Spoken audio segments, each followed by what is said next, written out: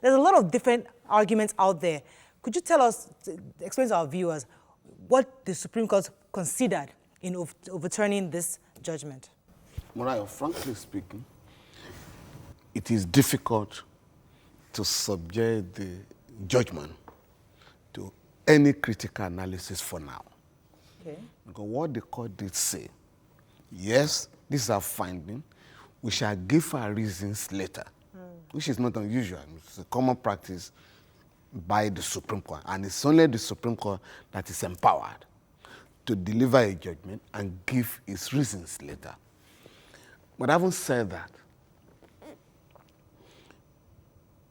we must put sentiments aside and address the problem. And what is the problem? There is an increasing tendency to turn the courts into the electorate. We no longer believe in the electorate. It is the courts now that determine who win elections in Nigeria. It's a very dangerous phenomenon. Even to agree to know the candidates that will contest election, we rush to court.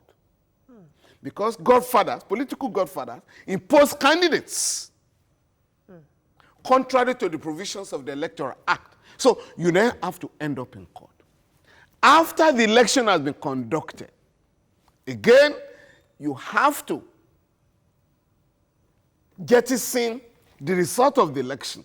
You turn to the tribunal or the court to determine who has won an election. It doesn't happen anywhere in the world. Nigeria has the highest rate, highest number of election disputes all over the world. No trust. And there is no way the courts can satisfy everybody. Because judges are not trained, they are not suited to determine the winners of elections.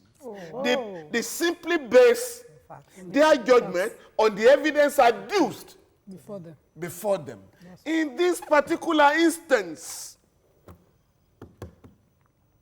our courts have felt that once an election is concluded, the INEC has no power to cancel the results. It's a different matter if you are saying when the election was going on, there was violence.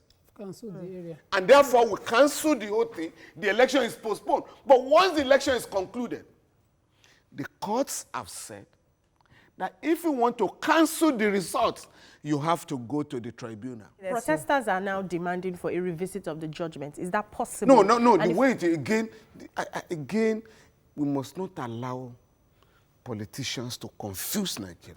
Okay. If you are convinced that the Supreme Court is wrong in its decision, Yes.